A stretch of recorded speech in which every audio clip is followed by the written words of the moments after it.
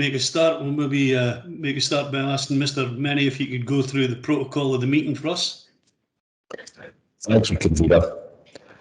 Welcome to this meeting of Dundee City Council's Scrutiny Committee, which is being held remotely in terms of Section 43 of the Local Governance in Scotland Act 2003. All members in attendance are able to fully participate in the meeting, which is being recorded.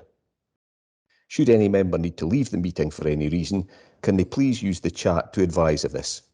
If a member loses their connection, they should make every effort to rejoin the meeting, but if this is not possible, the Committee Services Officer will note their absence for the remainder of the meeting. If you have to leave the meeting due to a declaration of interest, you must remain out of the meeting until invited back in. Would all members please mute their microphones when not speaking to avoid background noise and turn off any smart speakers. Please start the meeting with your camera on. Your face will appear on the screen when you are speaking. If your connection is poor, you may wish to turn off your camera and see if this improves matters. If this doesn't help, you may wish to quickly leave the meeting and rejoin. If you wish to raise a point of order, ask a question, speak on any item, or move a motion or amendment, please use the chat when the relevant item is called. The convener will then invite you to speak. Would members of the press and public please not post messages in the chat? Where items are for noting, or where there has been no disagreement expressed, the convener will call for any member who has a contrary view to indicate this through the chat, otherwise the item will be agreed. Please would members not use the chat for any other purposes, as those joining the meeting by telephone cannot see the chat and therefore will not be able to follow the debate.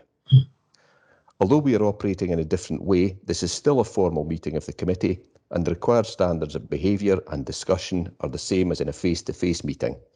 Standing orders will apply to the proceedings, and the terms of the Councillors' Code of Conduct will also apply in the normal way. Does any member have any queries regarding this procedure? There are no queries, Convener, so I will now ask the Committee Services Officer to take a roll call for the minute. Thank you. Thanks. Okay, thank you very much. And if members could reply back present when I call their name. Convener. Present. Councillor Cruikshank. Present. Thank you. And Councillor Cruikshank is attending in place of Councillor Richard McCready. Bailey Scott. Present. Thank you. Bailey McPherson. Good afternoon. Present. Thank you. Councillor Lynn. Present. Councillor Short. Here.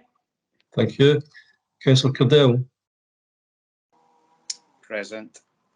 And Bailey Swords. Present. Okay, thank you very much. That takes you on to declarations of interest. Since we're not any members of any declarations to the content of the agenda as it stands, and there being no declarations, it takes you on to the substantive item 2, Dundee City Council unaudited annual accounts for the year ended 31st of March. These are for noting. Okay. Is there any officer would like to talk through the accounts, or we're just opening it up to question? Notice it's possibly, we need to check the archives, but I'm sure it's the best closing balance that I've ever seen as a councillor in the time that I've been on. It's a pity probably we had to make cuts in February to end up with such a balance sheet by the end of March, but perhaps some officers would like to make a comment. So Robert, are you looking to come in? Thank you, Convener. Just to say a truly remarkable year, I think, in terms of local government in Scotland generally. As you've referred to, we've ended the position in what appears to be a healthy financial balance, but I think we've got to remember the challenges that lie ahead of us. We're included in the balances carry forward is nearly £10 million towards money which was received last year for COVID supports in the year ahead. And we're also very mindful that we continue to have pressures from COVID, particularly associated with Leisure and Culture Dundee and car parking for the period ahead of us. And we don't yet know what future settlements will look like. So it's a marking point in where we're at. And obviously we'll be back to the council later in the year in terms of our strategy going forward. It's fair to say that actions taken by yourselves as members in last autumn to control expenditure before we knew how much income we would receive, and then additional allocations of funding towards the end of the financial year have left us in a fairly good position financially, as you were alluding to, and that's in common with most councils across Scotland. But I suppose I would urge caution at this point while we see what the next few months hold. We're still not through this pandemic, and there's still quite a lot of uncertainty ahead, Chair. And finally, of course, there's obviously been a lot of additional work preparing the accounts this year because of the significant additional funds that have gone through the accounts, both as an agency and for spending as the council. So a lot of work by Sandy and his team in that respect in this year. Happy to take any questions, convener. Okay. I acknowledge the work that the team have put in, and as usual, very done timiously as well. So thanks very much to all the team for putting that together. Is there any questions for Robert on the accounts? Billy McPherson. Thanks very much, convener. Could I just also, like yourself, thank all the staff for putting together what are very well presented accounts. For a non-accountant, actually, it's all understandable and readable, which is good. And I think they were put together in rather challenging circumstances with all the accountant staff working from home, and so very grateful to them for that. I could also just say, I'm sure we'll all want to, I suspect this will be the last committee meeting that Sandy Flight attends before his retirement. And I personally, and I'm sure everybody, would just like to say what a fantastic job he has done over so many years, always approachable, particularly at budget time. I'm sure he's sick of a lot of us after each budget, given the volume of queries that he gets, but he's always extremely helpful. He's also been an excellent chair of our local community planning partnership in the West End. I wish him a long and happy retirement. That was a very long-winded way of coming to my questions, convener. My questions are all really in relation to page 13 and the base budget overspends. And I'm just really wanting a little bit of clarification and assurances in relation to them. They're really in relation to the reduced NEC income, which falls under the Chief Executive's department's remit. Reduced NEC income quite considerable, nearly £500,000, and I'd just be grateful for an explanation of that, and is that resolved going forward? My other questions really in similar vein about on the HRA side, the additional voids in council housing, because again, a significant figure, over £700,000, and I would be grateful if officers could give us some indication as to the background to that and the situation going forward. Convener, are you happy for me to come in? Yeah, sure, thanks. So in relation to NEC, because of COVID, Bailey, McPherson, the activity in terms of NEC was significantly reduced during the year by about half. I think at one point, actually, we stopped producing cards, and then the system has changed. So there's been a lot less postage and production costs of the NEC cards. There are some other savings in that line, I think, from the timing of the change in the CMS system and some other costs. And I'm happy to send you the details of that on separately if you want a bit more detail. But largely, it was related to less activity to do with COVID. The other question, I think, was about voids, convener, and obviously I think housing colleagues will know more about the detail, but there was a longer period of unlets because of COVID during the first lockdown principally, and that's the principal reason behind that change during the course of the year. Okay, I think Elaine's looking to come in and respond. There'll be a housing one. I take it, Elaine. Yeah, thanks very much, convener. And just to confirm, that is indeed the case, that during the first lockdown we were unable to do any work to our vacant properties, with the exception of the lights that we're looking to provide for homeless. So we did get some work done through construction services, but it was a very limited service. But we are looking to start to bring that back on stream. Okay, now I'm grateful for that. Could I have one follow-up again in relation to overspends, and that's in relation to what's under city development. It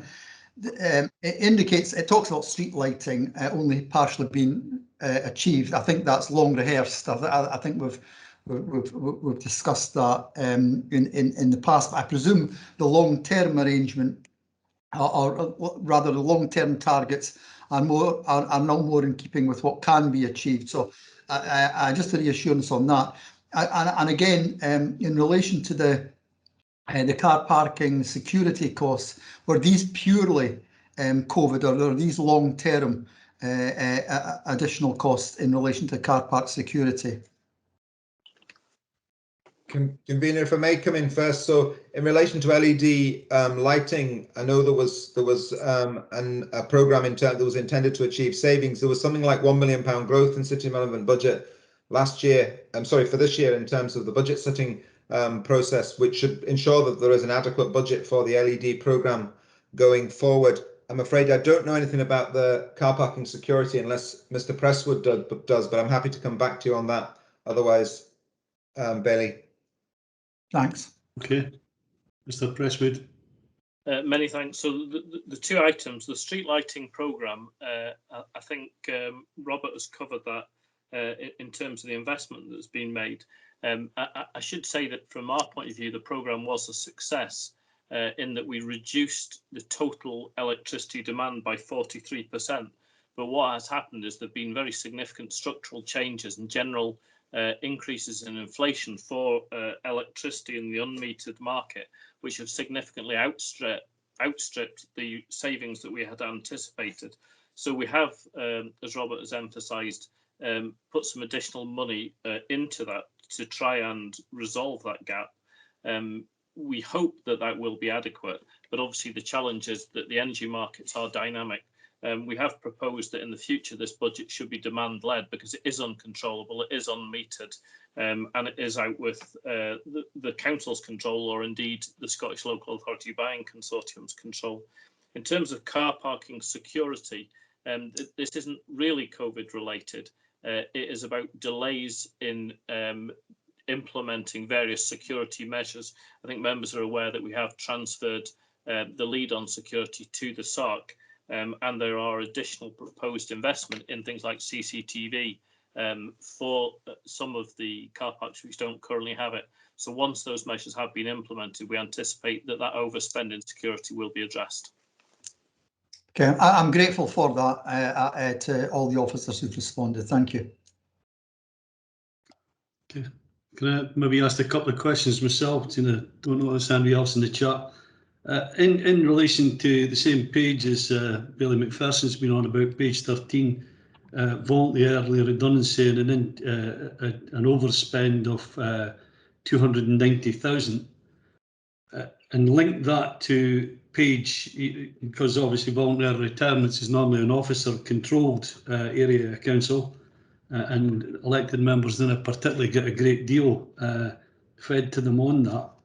And page 58 of the book of the accounts that suggests that our top earners have went up by some 22 again.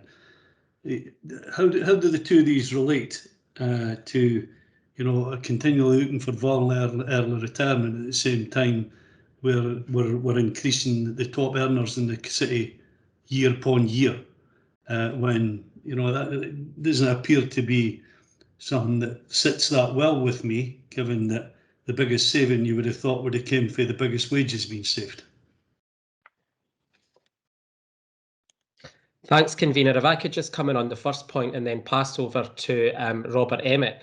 So in regards to the salaries for council employees earning over 50,000, you'll be aware that the council is subject to national pay increases, which are not in the control of the council. So of the 22 employees, 10 relate to teaching posts, which are increment movements, which are part of national agreements, and 12 relate to members of staff who have been given early retirement or voluntary redundancy. And due to that payment being made to them, it's resulted in their salary for that year exceeding the £50,000 threshold, and therefore they've been included in the details for the 20 to 21 employees earning over £50,000. It would be my expectation, given those individuals are no longer employees, that they will not feature in any future year remuneration statements that the council makes. With regards to the overspend, the policy that council agreed was to enhance the early retirement payments, and only part of that could be charged against the capital allowance that was left. Therefore, there has been an overspend which has been reflected within the revenue budget. But overall, as the accounts show, the payback period, as agreed by committee around the 1.5 years, has been met in all cases, and there is a recurring saving which has featured within the 21-22 revenue budget that Council agreed in March this year. Okay, how do we sort of monitor that going forward that, in some way to, you know, I noticed that wages going up between 90 and 90 and almost 100,000 has obviously went up by 8. It seems to have, you know, for 2 to 10 in that particular area. I noticed that there's a number joined the 50 grand or the 58 to 54. But, you know, how do we monitor that there's some level of correlation if we're seeing people going out the door, there's top wage earners going out as well? Okay, so I think it's important that there are existing processes and procedures, Bailey Keenan, that are currently in place regarding any change in grade of existing employees, and they're done through the establishment change note process, where trade unions and elected members are consulted in any regradings. Officers would be happy to share any further information with elected members should they want to. If we were looking at the detail, what you'll find is that our staffing costs have reduced as a result of early retirement, and there is a balance in terms of savings that have been made from a range of salary holders. So the information isn't apparent in the accounts, but officers will be happy to share with elected members, if needed, anything required which they're not getting over and above the ECN process, which would relate to the voluntary and early retirement scheme. Okay, thank you. Robert, are you looking to make a further comment? Just briefly, Convener, you noted that there were 22 more posts that fell into that bracket, so about 8 of them relate to teaching staff.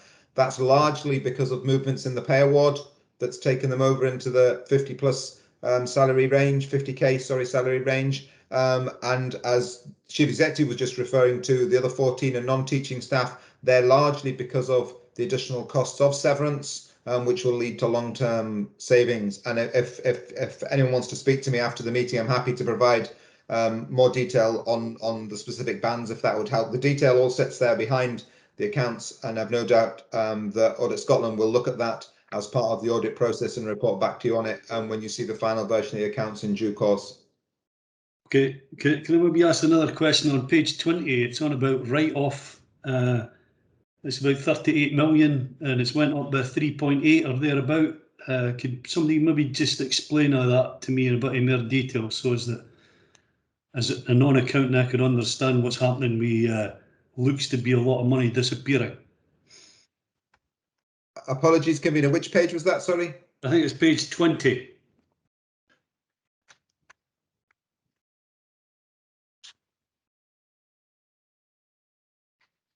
Maybe I'm wrong. No, I think I'm wrong on that, but you know, provisional write-off, it is on page 20, yeah. Hang on a second, Non-collection of various types of debt, 38.25 million. Apologies, Chairman, my version of the agenda has just closed itself. Let me reopen it. Okay. So, Convener, if you don't mind, I'll maybe come in just while Robert finds his page there. So overall, what that note is saying is that we've got provision for 38.25 million, and we've increased the provision in terms of 3.4 million for previous years. We can provide detail behind that, but that will reflect council tax, sales ledger and other debts that we've tried to pursue but haven't been able to.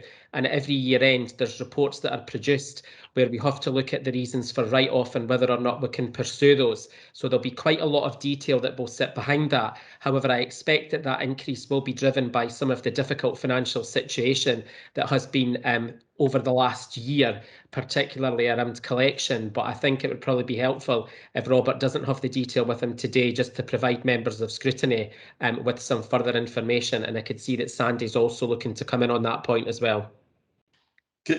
Just so that I can try to understand it better in my own head, would it be that there is 30 odd million sits on the books in some kind of write-off where we're covering a payment for it, and that has grown by 3.4 million last year? Or Yeah. Convener, yeah, that's, if I may come in. Yes. Yeah, I mean, that's correct. And the Chief Executive is correct in that when we've looked at the provisions that need to be made for this year, principally around council tax and sundry debt, then because there's been less debt collection activity during the year, and because the risk has increased given the financial situation that a lot of people find themselves in, then the provision for the year has increased. And we're obviously making an adequate provision, we believe, for the potential loss of income in the year ahead without it impacting on services. Now, clearly, that's something that we review every year, and hopefully we'll see a reduction in that next year as we're through the COVID period. I don't know if Mr. Flight wants to add anything to that, Convener. I'd be happy to have a briefing with Sandy at some time, because he's usually quite good at explaining it in words of one syllable to me for us to understand it. So Sandy, if you're okay with that, I'll maybe make a call or something and deal with that. But if you've any that you want to offer a bit more detail to committee, feel free. Yeah, I'm happy to have further discussion separately on that, but probably just for the committee as a whole. So page 123 of the committee papers has got the full breakdown by council tax, sales ledger debt, housing rents and so on, of that 38 million. So the bulk of it does relate to council tax. So the council tax provision now sits at 23 million out of that 38 million. But the figures are all shown there and explained there. So there is basic information there, but I'm happy to discuss that further offline. Okay, thanks for that. There doesn't look to be any further questions, so I take it this is approved. Okay, thank you very much for that, and have a nice day. If you can get out in the sun, see and go and enjoy it. Catch you later. Thank you, Convener. Cheers. Thank you. Thank you, Convener. Bye now. Thank you.